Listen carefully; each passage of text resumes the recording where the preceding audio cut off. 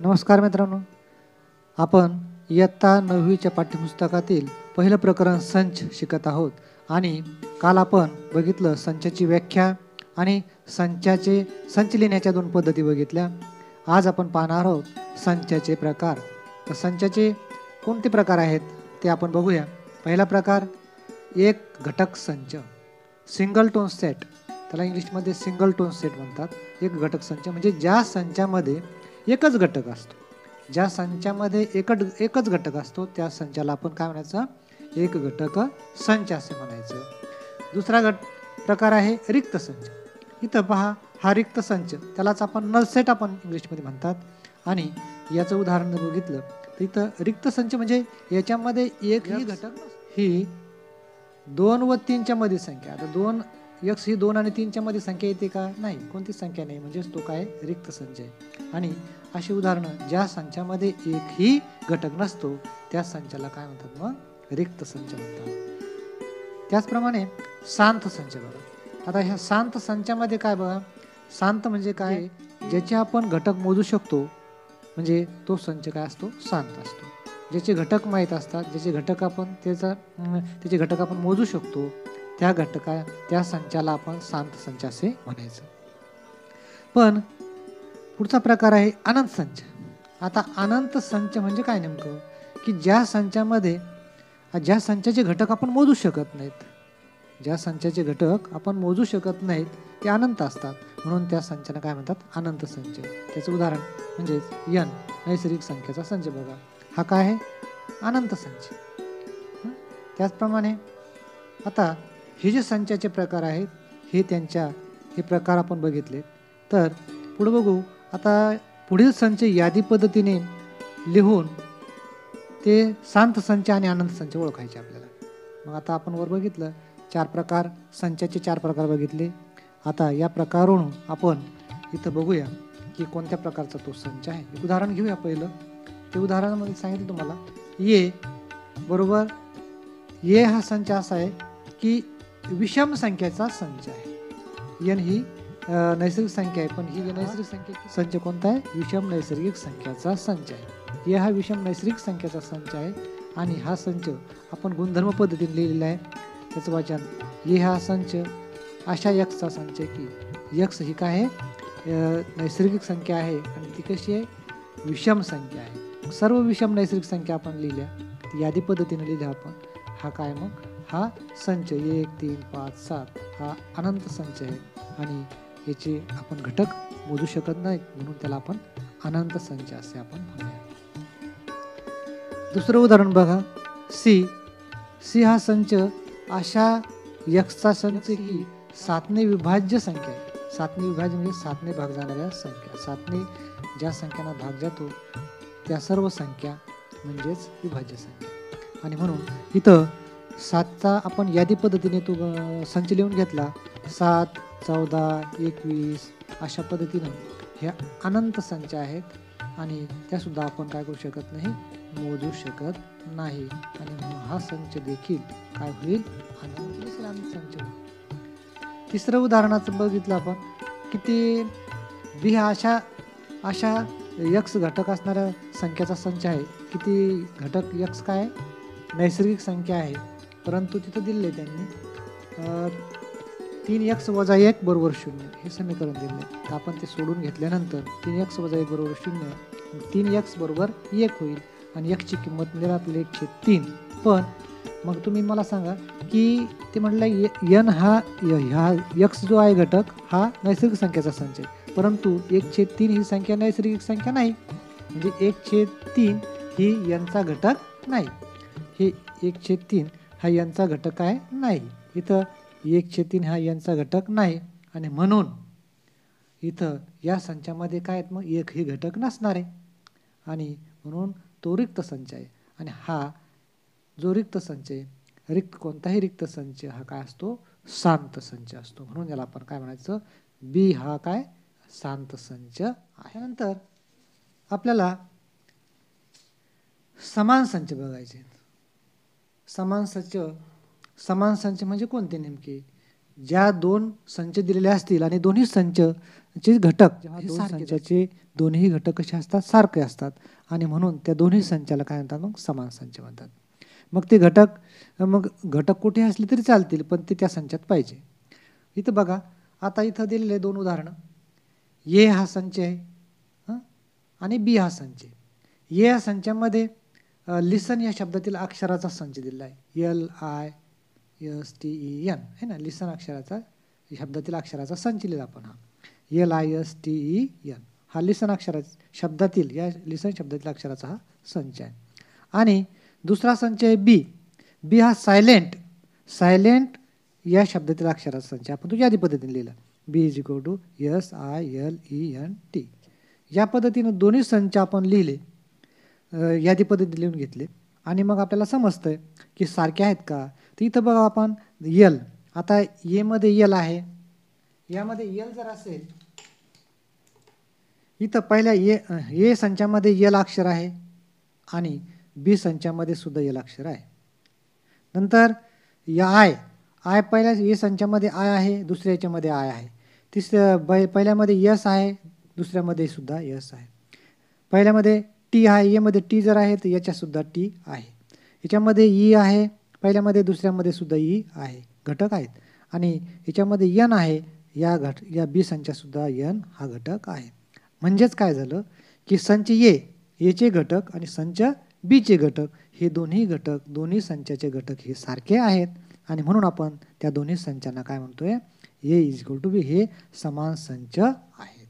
हे समान संच आहेत म्हणून आपण त्यांना काय म्हणूया, A बरोबर B हे समान संच आहेत. जर दोन्ही संचाचे घटक सारखेच असतील तर त्यांना आपण समान संच असे म्हणायचं. आता दुसरं उदाहरण बघा. ए संच आहे आणि बी संच आहे. इथे ए संचामध्ये काय दिलेलं आहे, 0 सोडून 10 पर्यंतच्या ज्या संख्या आहेत, कोणत्या संख्या, 2n म्हणजेच समसंख्या. 2n म्हणजे 2 न गुणून येणाऱ्या संख्या. इथं 2, 4, 6, 8 आणि 10 10 पर्यंतच्या समसंख्या तिथं आल्यात आणि 2, 4, 6, 8 आणि 10 आणि म्हणून हा एक यादी पद्धतीने आपण लिहून घेतला.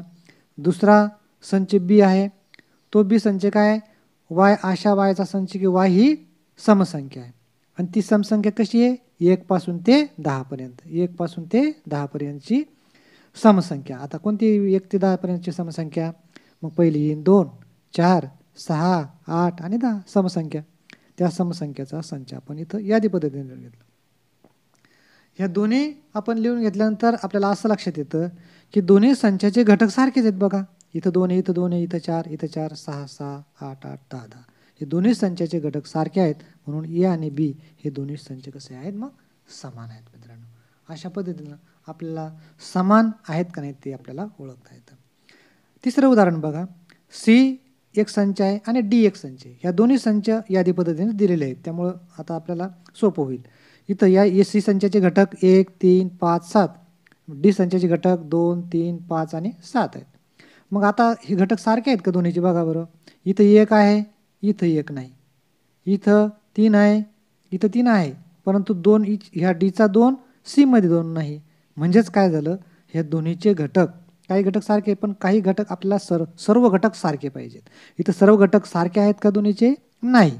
आणि म्हणून मग असं म्हणायचं की सी आणि डी हे संच समान नाहीत.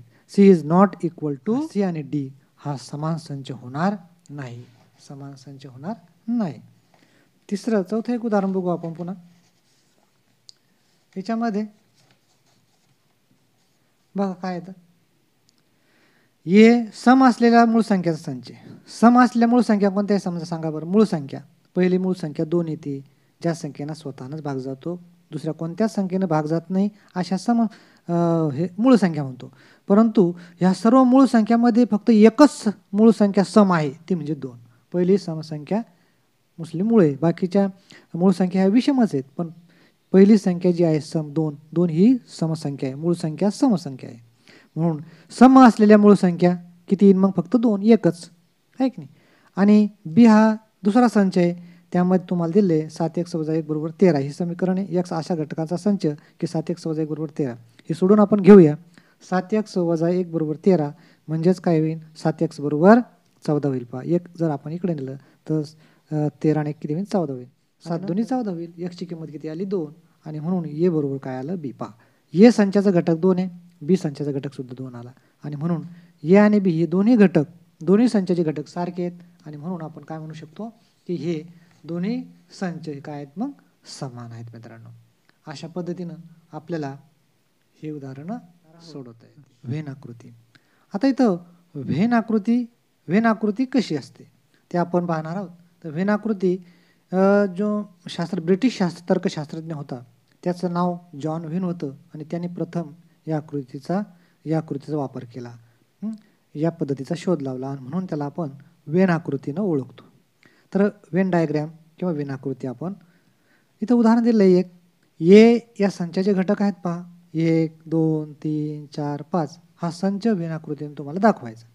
आता व्हेन आकृतीने दाखवायचं तर काय करायचं, फक्त इथं दाखवताना एक तर गोल चिन्ह घ्यायचं किंवा चौकट घ्यायची किंवा आयताकृती घ्यायची किंवा चौरस घ्यायचं. अशा पद्धतीने एक चिन्ह काढून त्याच्यामध्ये आपण अंक लिहितो. इथं त्या संचाला ए नाव दिलं ए आणि या घटक जे आहेत त्याच्यामध्ये हे अंतराने लिहितो 1 2 3 4 आणि 5. अशा पद्धतीनं आपल्याला ही व्हेन आकृतीने दाखवता येते. हा संच व्हेन आकृतीने दाखवता येतो. तर दुसरं उदाहरण आहे बघा. त्या दुसरं उदाहरण सुद्धा आपल्याला व्हेन आकृतीने दाखवता येईल. इथं दिलेलं आहे बी हा संच अशा यक्सचा संच की यक्स हा घटक म्हणजे काय की पूर्णांक संख्येचा संच आहे. पूर्णांक संख्येचा संच म्हणजे कुठपर्यंत येतो, तर 0 पासून ते -10 पर्यंत. 0 पासून ते -10 पर्यंतच्या पूर्णांक संख्येचा संच आहे आणि म्हणून इथं आपण ती यादी पद्धतीने लिहून घेऊ. गुणधर्म पद्धतीचा संच 0 पहा इथं 0 म्हणजे काय, इथं -10 is less than equal to x, x is less than equal to 0 म्हणजेच -10 ते 0च्या दरम्यानच्या सर्व संख्या या सर्व पूर्णांक संख्या घ्यायच्या. 0 -1 -2 -3 4 5 6 -6 -7 -8 -9 आणि -10 या पद्धतीनं आपण ती यादी पद्धतीने लिहून घेतल्या आणि मग एक चौकट आखली किंवा एक आयताकृती आपण आकार काढला आणि त्यामध्ये हे सर्व घटक लिहिले. 0 -1 -2 -3 -4 -5 -6 -7 -8 -9 आणि -10 आणि यालाच बाजूला एक नाव लिहून दिलं. किती येतो, काय नाव द्यायचं, बी. म्हणून इथं बी लिहिलं. या संचाचं नाव बी या संचामधले हे सर्व घटक. हे झालं आपल्याला व्हेन आकृती. या पद्धतीनं कोणत्याही उदाहरणाची आपण व्हेन आकृती, कोणत्याही संचाच्या उदाहरणाची आपण व्हेन आकृती काढू शकतो. मित्रांनो यानंतर आपण पाहणार आहोत उपसंच. आता उपसंच नेमकं कशाला म्हणायचं, उपसंच कशाला म्हणायचं, हे उपसंचाचे चिन्ह आहे पहा. या पद्धतीनं उपसंचाचं चिन्ह लिहितात आडवा यू. त्यानंतर इथं बी हा येचा उपसंच, याचं वाचन कसं करतात, बी हा येचा उपसंच आहे, बी हा येचा उपसंच आहे किंवा याला जास्त म्हणायचं बी हा येचा उपसंच आहे किंवा बी उपसंच ये, बी उपसंच ये असं म्हणायचं किंवा बी हा येचा उपसंच आहे असं म्हणायचं. याचं वाचन दोन्ही पद्धतीने केलं चालतं. एकतर म्हणा बी हा येचा उपसंच आहे किंवा बी उपसंच ये. तर इथं या संचाचे घटक आहेत 1 2 3 4 5 6 आणि 7 8 हे संचाचे घटक आहे. बी या संचाचे घटक आहेत 2 4 आणि 6 आणि 8. ए आणि बी या दोन संचाचे घटक वेगवेगळे आहेत. इथं आपल्याला ते व्हेन आकृतीनं दाखवायचं आहे. हा संच आपल्याला व्हेन आकृतीनं दाखवायचा, तर कसं दाखवणार किंवा व्हेन आकृतीनं दाखवून आपल्याला अगोदर काय करूया, हा उपसंच आहे का नाही ते अगोदर आपल्याला असं सांगायचं आहे. ए संच दिलेले आहे आणि बी संच दिलेला आहे. मग ए संच आणि बी संच याच्यामध्ये उपसंच कोणाचा आहे, तर ते कसं ओळखणार की जर एखाद्या संचाचे ही बी सर्व घटक जर ए संचात असतील, या संचात असतील म्हणजे बीचे सर्व घटक जर ए संचात असतील तर तो काय होईल, बी हा एचा उपसंच होईल आहे की नाही, किंवा बीला एचा उपसंच म्हणायचं. पहा बरं इथं ह्या बीचा 2 आहे, इथं 2 आहे पहा, ए मध्ये 4 आहे, बी मध्ये 4 आहे, बीचा 6 इथं ए मध्ये 6 आहे, पुन्हा 8 बी ए मध्ये तो 8 आहे. म्हणजेच काय झालं, हा जो संच बी आहे हा या बी संचाचे सर्व घटक ए संचात आहेत आणि म्हणून आपण बीला एचा उपसंच म्हणायचं. मग इथं लिहिताना असं लिहायचं बी उपसंच ए किंवा बी हा एचा उपसंच आहे. आलं लक्षात. म्हणजेच हे ए संचात हे तर आहेतच 2 4 6 8 हे आहेतच, त्याच्या व्यतिरिक्त कोणकोणते आहेत 1 3 5 आणि 7 हे सुद्धा घटक आहेत. म्हणजे हा पूर्ण मोठा संच ए आणि हा छोटा संच बी, म्हणजे ए संचात बी संच आहे की नाही. ए बी संचाचे घटक सर्व घटक ए संचात आहेत ना इथं, म्हणजेच बी हा एचा उपसंच आहे असं आपण म्हणलेलं आहे. म्हणून ही आकृती या पद्धतीनं आपण ते दाखवू शकतो. तसंच तुम्हाला जर विचारलं दुसरा संच समजा नैसर्गिक संख्याचा संच आहे. नैसर्गिक संख्याचा संच म्हणजे एन, म्हणजे कुठून सुरू होते, एन म्हणजे नैसर्गिक संख्या 1 2 3 4 5 6 7 अशा अनंत नैसर्गिक संख्याचा संच आहे. मग हा नैसर्गिक संख्याचा संच. दुसरा पूर्णांक संख्याचा संच आपण बघितला. आय म्हणजे काय, ऋण संख्या, धनसंख्या आणि शून्य ह्या सर्वांचा मिळून काय होतो, पूर्णांक संख्या होतं. मग ह्या दोन्ही संख्यापैकी मोठा संच कोणता होईल, पूर्णांक संख्याचा संच. कारण काय, पूर्णांक संख्याचा संच ऋण संख्या आहे, धनसंख्या आहेत, शून्य आहेत, याच्यात फक्त धनसंख्या आहेत. आणि म्हणून आपण कशाला कोणता उपसंच म्हणू शकतो की एन हा आयचा उपसंच आहे असं आपण लिहू शकतो. कारण काय, एनचे सर्व घटक आयमध्ये आहेत. आयचे सर्व घटक एनमध्ये आहेत का, नाहीत, सर्व घटक येणार नाहीत, पण एनचे सर्व घटक आयमध्ये आहेत आणि म्हणून एन हा एन उपसंच आयचा किंवा एन हा आयचा उपसंच आहे असं आपण म्हणू शकतो. प्रत्येक संच हा स्वतःचा उपसंच असतोच, म्हणजे ए हा एक संच आहे, तो स्वतःचा उपसंच असतो. दुसरा मुद्दा आहे रिक्त संच, म्हणजे रिकामा संच, रिक्त ज्यात एकही घटक नाही असा संच. रिक्त संच प्रत्येक संचाचा उपसंच असतो. पहा, रिक्त संच हा प्रत्येक संचाचा उपसंच असतो, कारण त्यात एकही घटक नसतो, म्हणून तो प्रत्येक संचाचा काय असतो, उपसंच असतो. जर ए बरोबर बी समजा दोन्ही घटक सारखे आहेत, दोन्ही संचाचे घटक सारखे आहेत, दोन्ही संच एकरूप म्हणजे सारखे आहेत, त्याला आपण म्हणायचं समान आहेत, तर काय म्हणतो, ए हा बीचा उपसंच होईल किंवा बी हा एचा उपसंच होईल, कारण दोन्हीचे मधले घटक सारखेच आहे. म्हणून ए हा बीचा उपसंच होऊ शकतो किंवा बी हा एचा उपसंच होऊ शकतो. त्याचप्रमाणे जर ए हा बीचा उपसंच असेल आणि बी हा एचा उपसंच असेल तर काय याला उलट, ए म्हणजेच त्याचा अर्थ काय होतो, दोन्ही संच समान आहेत. जर असं असेल ए हा बीचा उपसंच आहे आणि बी हा एचा उपसंच आहे, तर दोन्ही याचा अर्थ काय होतो की ए आणि बी